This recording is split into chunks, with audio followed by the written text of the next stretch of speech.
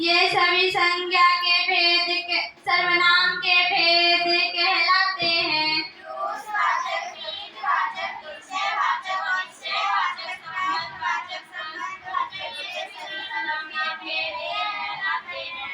आओ हिंदी व्याकरण से तुम सबको मिलवाते हैं। आओ हिंदी व्याकरण से तुम सबको मिलवाते हैं। पुरुषवाचक,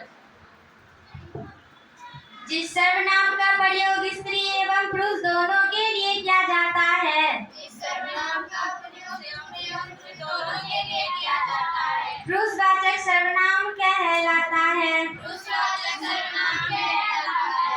जैसे मैं, तुम, आप जैसे इत्यादि। मैं, तुम, आप इत्यादि। नीचवाचक सर्वनाम,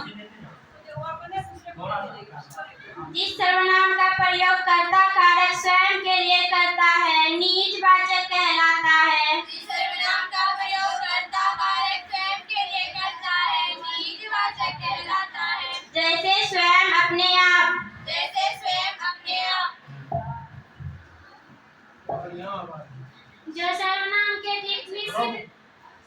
जो सर्वनाम के ठीक निश्चित ज्ञानी का बोध कराता है। जो सर्वनाम के ठीक निश्चित ज्ञान का बोध कराता है। वह निश्चयवाचक सर्वनाम कहलाता है। वह निश्चयवाचक सर्वनाम कहलाता है। जैसे यह, वह, मैं इत्यादि निश्चयवाचक सर्वनाम बतलाता है। जैसे यह, मैं आदि सर्वनाम निश्चयवाचक सर्वनाम बतलाता है।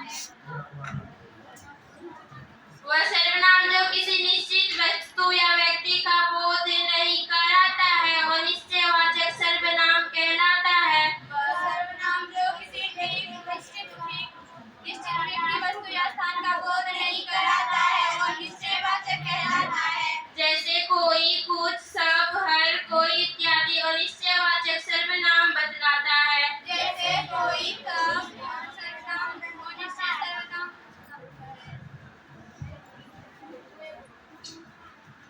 जिस सर्वनाम का प्रयोग प्रश्न के लिए किया जाता है,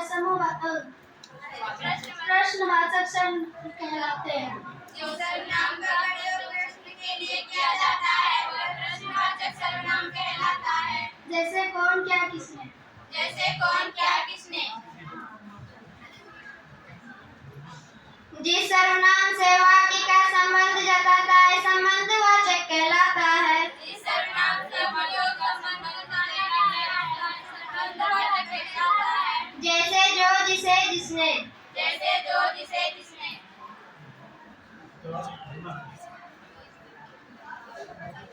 आओ हिंदी व्याकरण से तुम सबको मिलवाते हैं। आओ हिंदी व्याकरण। बहुत बहुत धन्यवाद। जोरदार ताली से स्वागत। बहुत अच्छा, बहुत बहुत धन्यवाद।